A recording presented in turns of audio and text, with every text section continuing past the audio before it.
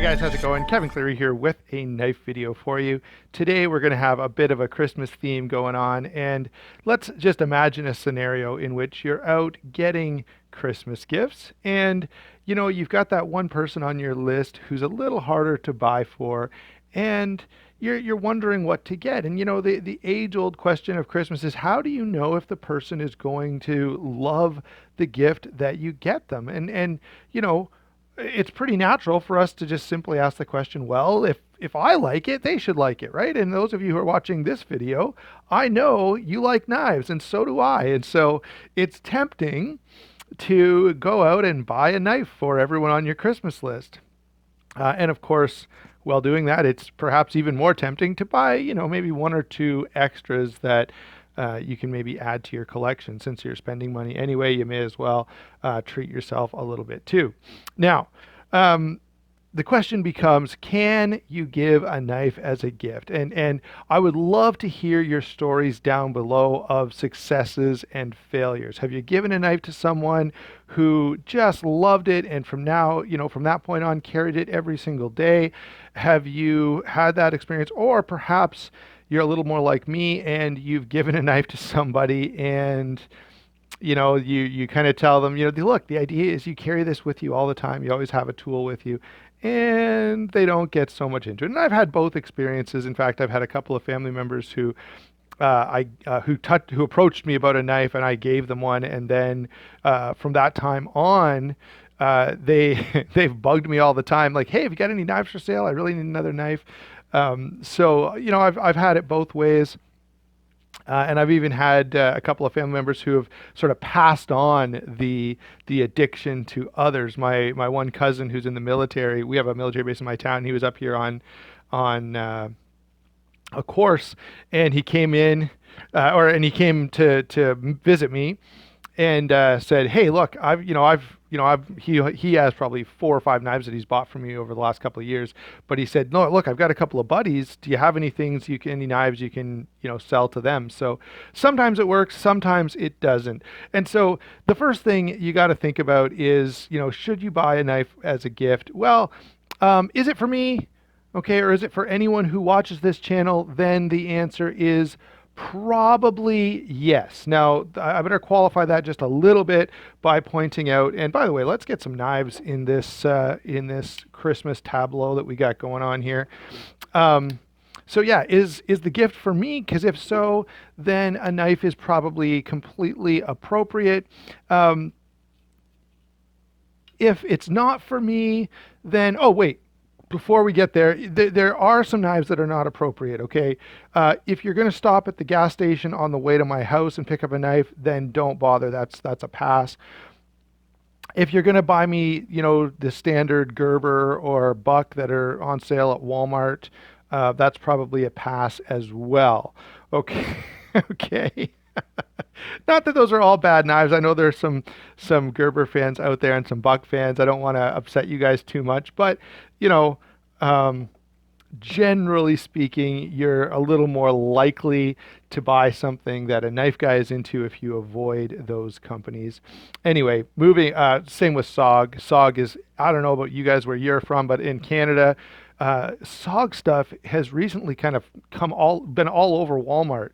You can get SOG belts and backpacks and a bunch of different stuff that, I'm sure it's just overseas made garbage, but it says SOG on it, so, somebody's going to want it.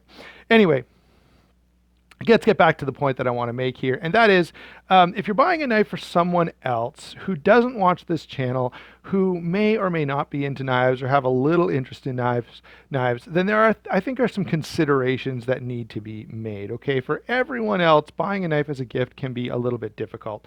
The first thing you should say is, have you bought them a knife before? All right, and I've had people where I want to convince them, I want to convert them, and so I bought them a knife a couple years ago, and that one didn't really stick, and so I thought, well, maybe I'll buy him a different knife. I'll buy a smaller one, or one with a different blade shape, or one with a different handle material, and maybe that one will sort of connect. But honestly, it's just not a good plan. It rarely is. It's rarely going to work out well. Okay, so The next thing to say is, yeah, if you've already bought them a knife and they didn't want it, then, or they didn't carry it, that may be questionable. Now, on the other hand, if they already carry a knife, and I'm sure many of you have friends, I know I have lots of friends who carry a knife in their pocket all the time, okay? But they don't think much about it. It's really just sort of a tool.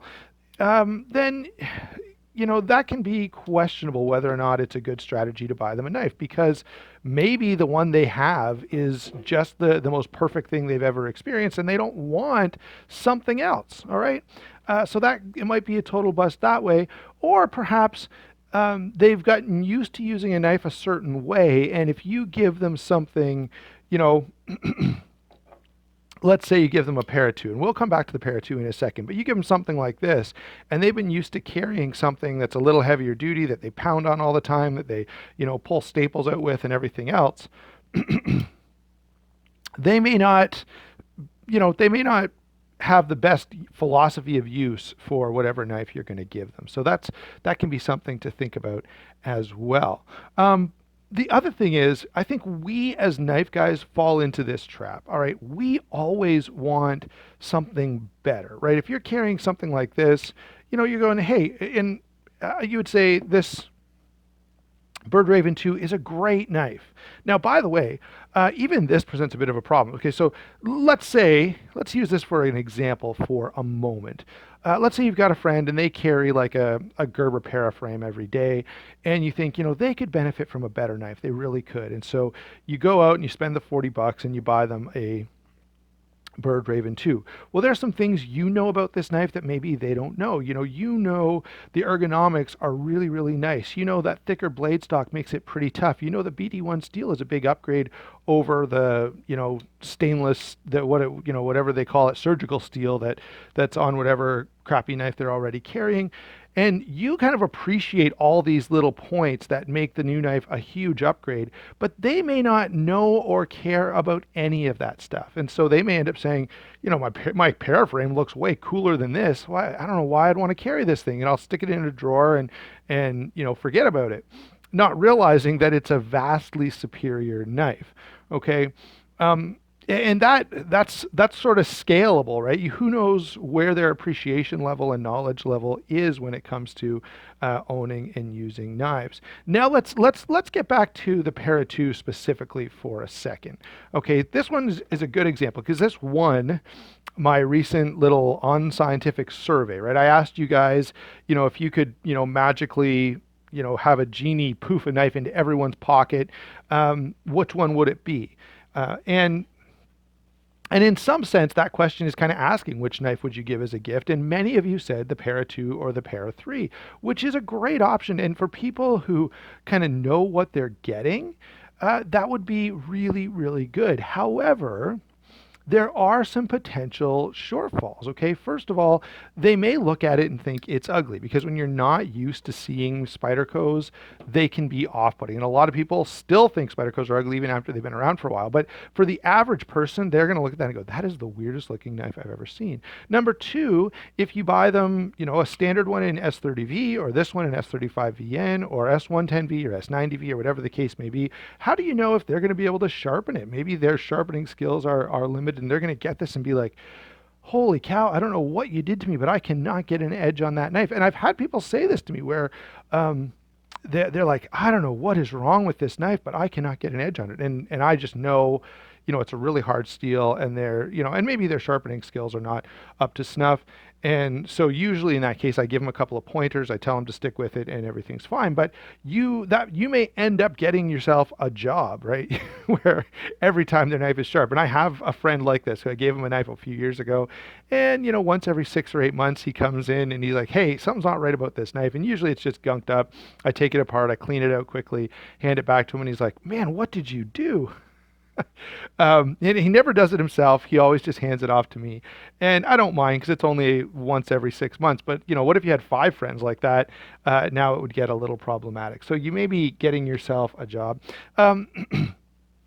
The tip on the Para 2 may be too thick. Some people use their pocket knives as scrapers and screwdrivers and everything else. And if that's the person who you're giving a Para 2, they might not get it. They may not find it as useful as you want.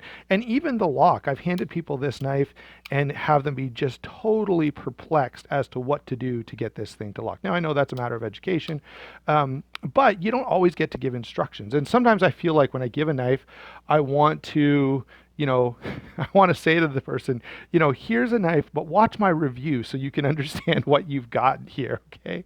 And that isn't always possible, all right? And perhaps if you have to do that, that tells you maybe that wasn't the best possible gift, because you don't always get a chance to give instructions like that. So here's a really good example of that kind of thing. So, you know, a Sabenza is a fantastic knife. You know, it's the knife equivalent of giving someone a Rolex or some other really high-end watch.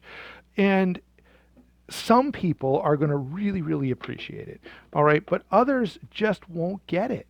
Right? They won't be as excited and interested and compelled as you are. And the gift may kind of fall flat. All right. Where you or I would just be ecstatic to get a gift like this. And we'd be thinking, I can't believe how awesome it was. Well, um, you may not get that reaction from everyone you give something really, really special to. Okay, they may just not realize how special and how significant it is. Now, something that might work, and I've been thinking about this in preparation for this video, are there some ways that we could get around this problem? And I think there are. So one is to give someone something they're already somewhat familiar with. A Swiss Army knife, a buck knife, a Leatherman. These are all names that pretty much everyone recognizes. And you know, if you hand someone a Swiss Army knife, they're going to be pretty comfortable with it. They're kind of going to get it right away. And then the extra utility of having those tools is going to be appealing to some people as well. Now, one knife that came to mind as I was working on this, two that actually that I put on my very short list, was the Buck 830 Marksman. And the reason that went on the list is, one, it's a buck, so everyone knows the name. They're going to appreciate a buck knife. Two, it's got that strap lock mechanism, and you can, you know, maybe you have to teach them a little bit, but I think most people are going to see that as pretty cool right away. And they're going to recognize, hey, this is really neat. Like, this is a cool thing. And I haven't seen a knife with a locking mechanism like this before. And I think that's going to be really cool. The other option, or the other possible way to go with this, is to give someone a knife that looks a little different. Maybe a CRKT Pilar or something or some other Vox collaboration. You know, he's got a few of those short, fat knives that are kind of interesting. Give someone like a Cold Steel Tough Light that's sort of almost a folding utility knife. Something that's got a little bit of novelty to it, that's a little bit different, that perhaps can, you know, tap into their their other, I don't know, you know, tap into that part of people that like something new and interesting and outside of the box. All right. Again, keep in mind that, you know, it is, I don't know about you, but I feel like I want people to like the gifts that I give them, and I try to be really thoughtful about it, but it's difficult, okay, because I fall into the trap all the time of, they should like this because I really like it. And I don't know, it's just not always the case. All right, so those are my thoughts about giving knives as gifts. In the meantime, this is not the last video I'm going to make before Christmas, so I'm going to say this a couple of more times, but Merry Christmas to everyone. I hope you have a great year. I hope the upcoming new year is one that is fantastic for you and you receive all of the great blessings that a year can bring. I'll probably say this a couple more times to you, but I want you to know that I do mean it. Thanks all of you for watching, and you know, this whole channel is a lot of fun to do, and it's a lot of fun because of you guys watching and commenting and sharing back and forth. So thanks a lot. Don't forget to like and subscribe. Oh yeah, if you're going to buy any of this stuff, go over to White Mountain Knives, use my discount code, save yourself a little bit of money, and we will talk to you soon.